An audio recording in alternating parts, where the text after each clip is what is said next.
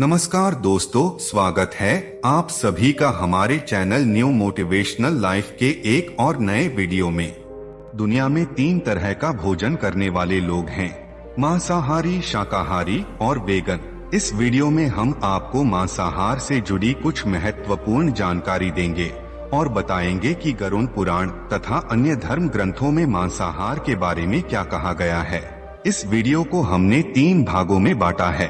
पहले भाग में मांसाहार को लेकर यजुर्वेद, ऋग्वेद, भगवत गीता, महाभारत और हिंदू धर्म ग्रंथों में क्या लिखा गया है ये देखेंगे।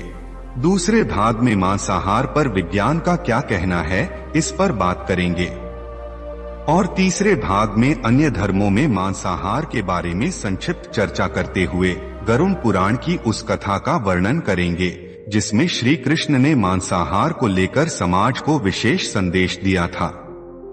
दोस्तों, ये वीडियो थोड़ा लंबा जरूर होगा, लेकिन इसमें बहुत सी अनोखी जानकारी आपको मिलेगी, इसलिए थोड़ा धैर्य रखिएगा। दोस्तों, वीडियो शुरू करने से पहले आप लोगों से निवेदन है कि यदि आपने अभी तक हमारे चैनल न्यू मोटिवेशनल लाइफ को अभी तक सब्सक्राइब नहीं किया है तो सब्सक्राइब कर ले और वीडियो को एक लाइक करके कमेंट में जय श्री नारायण लिखकर प्रभु को अपना आभार व्यक्त करें। वैसे तो भोजन में क्या खाएं और क्या न खाएं, यह लोगों का व्यक्तिगत फैसला है, लेकिन हिंदू धर्म में कुछ लोग मांसाहार को निषेध मानते हैं, वहीं कुछ लोग मांसाहार को लेकर भ्रमित भी दिखाई देते हैं।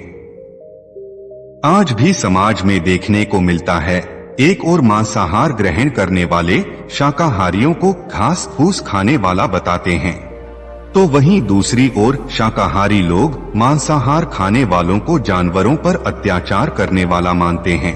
किंतु किसी भी बात को आंखें बंद करके मान लेना सही नहीं है। इसीलिए आइए जानते हैं कि हिंदू धर्म ग्रंथों में मांसाहार और शाकाहार में से कौन सा भोजन उत्तम माना गया है। कुछ लोगों को वेदों के विषय में शंका है कि वेदों में पशु बलि, मांसाहार आदि का विधान है, लेकिन मित्रों, ये अर्ध सत्य से ज्यादा कुछ भी नहीं है। वेद और पुराण हिंदू धर्म के मुख्य ग्रंथ हैं। वेदों का सार उपनिषद हैं और उपनिषदों का सार भगवत गीता है। वेदों में पशु हत्या पाप माना गया है और मांसाहार को स्पष्ट मना किया गया है। इतना ही नहीं बल्कि वेदों में तो कुछ पशुओं के मांस के संबंध में सख्त हिदायतें भी दी गई हैं। यजुर्वेद में कहा गया है कि मनुष्यों को परमात्मा की सभी रचनाओं को अपनी आत्मा के तुल्य मानना चाहिए, अर्थात वो जैसे अपना हित चाहते हैं वैसे ही दूसरों का भी हित करें। जबकि अथर्ववेद में कहा गया है, चावल, दाल, गेहूं आदि शाकाहारी खाद्य पदार्थ आहार के रूप में ग्रहण करना मनुष्य के लिए सबसे उत्तम है। यह भोजन पर्याप्त है और भोजन के लिए कभी भी किसी भी नर या मादा की हिंसा करना वर्जित बताया गया है। वहीं ऋग्वेद में गाय को जगत माता का दर्जा दिया गया है। अनेकों पुराणों के रचयिता वेद व्यास जी के मुताबिक गाय धरती की माता है और उनकी रक्षा में ही समाज की उन्नति है। मनुष्यों को उनके समान सभी 4 पैर वाले पशुओं की रक्षा करनी चाहिए। भगवत गीता में मांस खाने या नहीं खाने के उल्लेख की बजाय अन्न को 3 श्रेणी में विभाजित किया गया है, सात्विक, राजसिक और तामसिक। गीता के अनुसार अन्न से मन और विचार बनते हैं। जो मनुष्य सात्विक भोजन ग्रहण करता है उसकी सोच भी सात्विक रहती है। मांस और मदिरा जैसी चीजें तामसिक भोजन के अंतर्गत आती हैं। इस तरह का भोजन करने वाले लोग अक्सर दुखी, रोगी, कुकर्मी और आलसी होते हैं। गीता के अनुसार सात्विक आहार आयु को बढ़ाने वाला, मन को शुद्ध करने वाला, बल, बुद्धि और स्वास्थ्य प्रदान करने वाला होता है। परंतु यही सात्विक आहार तामसिक बन जाता है जब अन्न को अत्यधिक खट्टा या नमकीन मसालों के साथ पकाया जाता है, जो बाद में दुख एवं रोग उत्पन्न करता है। अगर आप भी ये मानते हैं तो कमेंट करके बताइए। महाभारत में उल्लेख मिलता है कि यदि एक व्यक्ति 100 सालों तक लगातार अश्वमेध यज्ञ करे और दूसरा व्यक्ति मांस नहीं खाए, उनमें से मांसाहार का त्याग करने वाला व्यक्ति ही ज्यादा पुण्य कमाने वाला माना जाता है। सनातन संस्कृति में गौमांस को खाना पाप माना गया है। शास्त्रों के अनुसार गाय का दूध, घी, गोबर और गोमूत्र अनेक रोगों की एक दवा है। शास्त्रों में लिखा है कि गाय से मिलने वाली इन चीजों के उपयोग से शरीर में पापों का समावेश नहीं होता। अब हम आपको विज्ञान के अनुसार बताते हैं कि विज्ञान की नजर में मांसाहार क्या है और मांस खाने से मनुष्यों के ऊपर क्या प्रभाव पड़ता है। विज्ञान कहता है कि मांसाहार आपके तन और मन दोनों को अस्वस्थ कर देता है। ज्यादा मांसाहार करने से इंसान के भीतर चिड़चिड़ापन आने लगता है, वो स्वभाव से उग्र होने लगता है। मांसाहारी लोगों में कई तरह की गंभीर बीमारियों का खतरा शाकाहारी लोगों के मुकाबले कहीं ज्यादा होता है। इससे हाई ब्लड प्रेशर, डायबिटीज, दिल की बीमारी, कैंसर, गुर्दे का रोग, गठिया और अल्सर जैसी कई बीमारियां आपको अपनी चपेट में ले सकती हैं। विश्व स्वास्थ्य संगठन WHO की एक रिपोर्ट के मुताबिक मांसाहार इंसान के शरीर के लिए उतना ही खतरनाक है जितना कि धूम्रपान। इस रिपोर्ट में यह भी बताया गया है कि पके हुए मांस से जानलेवा कैंसर का खतरा होता है। मांसाहारी भोजन की तुलना में शाकाहारी भोजन सेहत के लिए ज्यादा फायदेमंद होता है। शाकाहारी भोजन इंसान को निरोगी, स्वस्थ और दीर्घायु बनाता है। शाकाहारी व्यक्ति हमेशा ठंडे दिमाग वाले, सहनशील, सशक्त, परिश्रमी, आनंद प्रिय होते हैं। अगर आप भी ये मानते हैं तो कमेंट करके बताइए। बर्ड फ्लू और स्वाइन फ्लू जैसी बीमारियां मुर्गियों और सूअरों के जरिए इंसानों को अपना शिकार बनाती हैं। इन प्राणियों का मांस खाना इसकी सबसे बड़ी वजह मानी जाती है, जबकि शाकाहारी जीवन शैली को अपनाकर इनसे होने वाली बीमारियों से खुद को बचाया जा सकता है। अब हम आपको संक्षेप में अन्य धर्मों में मांसाहार को लेकर क्या मान्यताएं हैं वो बताते हैं। जैन धर्म में मांसाहार को पूर्णतः निषेध माना गया है। जैन धर्म गुरुओं का कहना है मांसाहार से मस्तिष्क की सहनशीलता नष्ट हो जाती है और वासना व उत्तेजना वाली प्रवृत्ति बढ़ती है। वहीं मुस्लिम और ईसाई धर्म में मांसाहार को सही ठहराया गया है। दोस्तों, अब मैं उस कथा को कहता हूँ जो गरुड़ पुराण में वर्णित है, जिसमें श्री कृष्ण मांसाहारियों को विशेष संदेश देते हैं। एक दिन भगवान श्री कृष्ण यमुना किनारे एक पेड़ के नीचे बैठकर बांसुरी बजा रहे थे। उसी समय एक हिरन दौड़ता हुआ आया और उनके पीछे जाकर छिप गया। इतने में एक शिकारी भी वहां आ पहुंचा और बोला, यह मेरा शिकार है, कृपया इसे मुझे दे दीजिए। भगवान श्री कृष्ण ने कहा, हर जीवित प्राणी पर सबसे पहले उसका खुद का अधिकार होता है, न कि किसी और का। किसी जीव को मारकर खाना पाप है। श्री कृष्ण की बात सुनकर वह शिकारी बोला, मैं आपके जैसा ज्ञानी नहीं हूँ। मैं तो सिर्फ इतना जानता हूँ कि अगर मैंने इसे शिकार नहीं किया तो मुझे खाना नहीं मिलेगा। भगवान श्री कृष्ण बोले, मैं एक कथा सुनाता हूँ जिसे सुनने के बाद तुम ही बताना कि मांसाहार पुण्य है या पाप।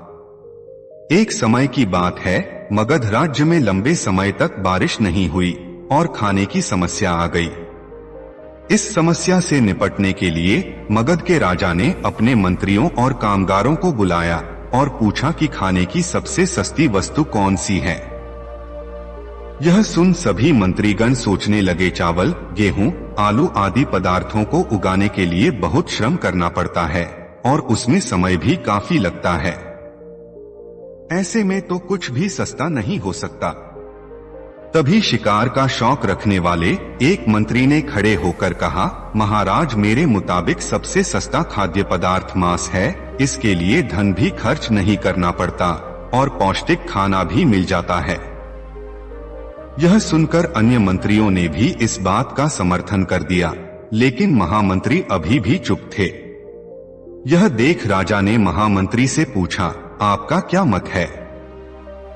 इस पर महामंत्री ने कहा, मैं यह नहीं मानता कि मांस सबसे सस्ता पदार्थ है, फिर भी इस विषय पर मैं अपने विचार आपके सामने कल रखूंगा। महामंत्री उसी रात उस मंत्री के घर पहुंचे जिसने यह प्रस्ताव रखा था।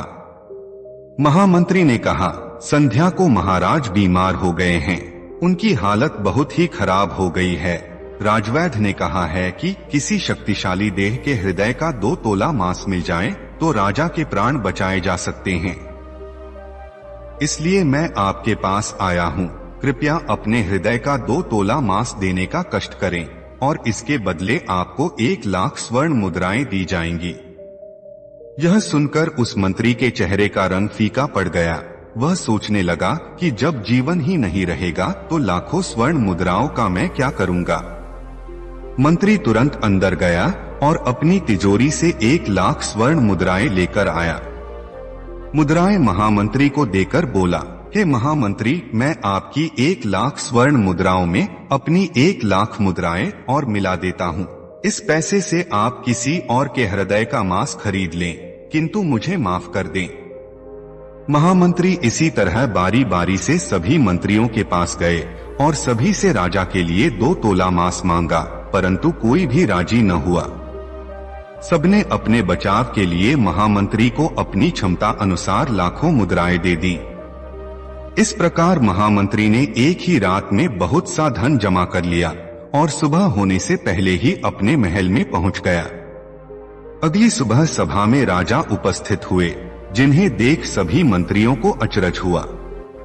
तभी महामंत्री ने राजा के समक्ष सारा धन रख दिया। राजा ने पूछा, यह स्वर्ण मुद्राएं किस लिए हैं और इतनी अधिक मात्रा में कहां से आई? तब महामंत्री ने जवाब दिया, हे महाराज, 2 तोले मांस के लिए इतनी धन राशि जुटाई है, फिर भी 2 तोला मांस न मिला। अपनी जान बचाने के लिए सभी मंत्रियों ने ये मुद्राएं दी हैं। अब आप ही बताइए कि मांस सस्ता है या महंगा। राजा को बात समझ आ गई। उन्होंने प्रजा से अतिरिक्त परिश्रम करने का निवेदन किया और राजकीय अनाज भंडार में से अनाज निकालकर लोगों में वितरित किया। राजा ने तुरंत ही पौष्टिक सब्जियों की खेती का आदेश दिया। सिंचाई की व्यवस्था को भी दुरुस्त करवाया गया। वो 1 करोड़ स्वर्ण मुद्राएं इसी काम को और श्रमिकों के कल्याण के लिए ही खर्च की गई। साग सब्जी इतनी तेजी से उगी जिससे प्रजा का कल्याण भी हुआ और पौष्टिकता भी मिली। कुछ समय बाद मौसम भी अनुकूल हुआ और खेत लहलहाने लग गए। इस तरह राज्य का खाद्य संकट दूर हुआ। भगवान श्री कृष्ण से यह ज्ञान पाकर शिकारी परिपूर्ण हो गया और उसे ज्ञान की प्राप्ति हुई। वह जान गया था कि महानता जीवन लेने में नहीं बल्कि जीवन देने में है। शिकारी ने भगवान के आगे हाथ जोड़े और वहां से चला गया। उसने प्रण लिया कि वह अपने संपूर्ण जीवन में किसी को भी कभी चोट नहीं पहुंचाएगा। दोस्तों, अब यह आप पर निर्भर करता है कि आप कौन सा आहार ग्रहण करना चाहते हैं, परंतु विज्ञान भी इस बात को प्रमाणित कर चुका है कि हमारे शरीर के लिए मांसाहार की अपेक्षा शाकाहार ज्यादा फायदेमंद है। दोस्तों, आशा करते हैं कि वीडियो अच्छा लगा होगा। मित्रों, वीडियो को लाइक, शेयर एंड चैनल को सब्सक्राइब करें। वीडियो को पूरा देखने के लिए बहुत बहुत धन्यवाद।